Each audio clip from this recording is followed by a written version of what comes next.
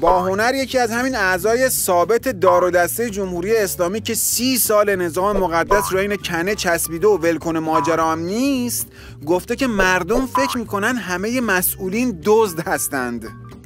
نه آقا، بلا نسبت دور از جون، این چه حرفی آخه؟ چرا حرف تو دهن ما مردم میذارین؟ ما کی گفتیم مسئولین دزدن؟ شما تو کل این تظاهرات‌های سراسری بگردین، از بین مردم یه نفر رو هم پیدا نمی‌کنه که به مسئولین گفته باشه دزد. ما نگفتیم دزد، گفتیم اختلاسگر. مثلا همون مدیر بسیجی که چفیه میبست و تو همه راهپیمایی‌ها میومد، اخویتون حاج آقا خاوری که 3000 میلیارد زد به جیب و رفت کانادا، معرف حضور که هستن ها، ما بهش نگفتیم دزد، گفتیم اختلاسگر.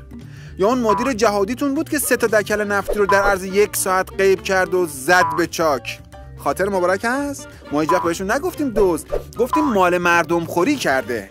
یا اون مسئول ولایت مدار عالی رتبه بانکیتون که رشوه میگرفت و وام میلیاردی بلا عوض میداد، آره همون، ما به اون نگفتیم دزد، بلکه گفتیم رشوه خواره. حتی اون مدیر پاکدست دولت قبلیتون بود که پروژه های دولتی رو تو حلقوم فک و فامیلش میریخت، ما به اونم نگفتیم دزد، بلکه گفتیم طرف راندخواره. این مدیران مؤسسات مالی اعتباری که سرمایه‌های مردم رو زدن به جیب و فرار کردن، به اونا هم نگفتیم دزد، بلکه گفتیم کلاهبردارن.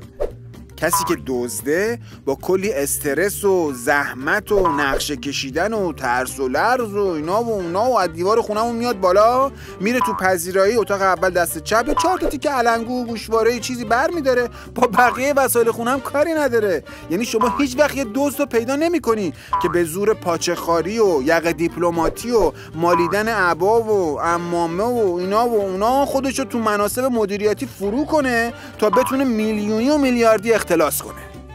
یا شما هیچ وقت هیچ دزدی رو پیدا نمی‌کنی که بره بانک مرکزی مجوز مؤسسه مالی اعتباری بگیره، بعدش میلیاردها تومان از سپرده‌های مردم رو بزنه به جیب و فرار کنه. دزدا هر چقدر که دزد باشن، لااقل 2000 شرافت دارن و اندازه مایحتاج روزانه‌شون دزدی میکنن. ولی شما مسئولین نظام مقدس سیرمونی ندارین که، اندازه دزدا قناعت هم ندارین که، یه جوری هم اختلاس و کلاهبرداری میکنین که خرج نون شب که سهله، تا 7 نسلتون هم سوپر لاکچری خرج میکنن و حالشو میبرن. خلاصه اینکه حرف تو دهن ما مردم نذارین.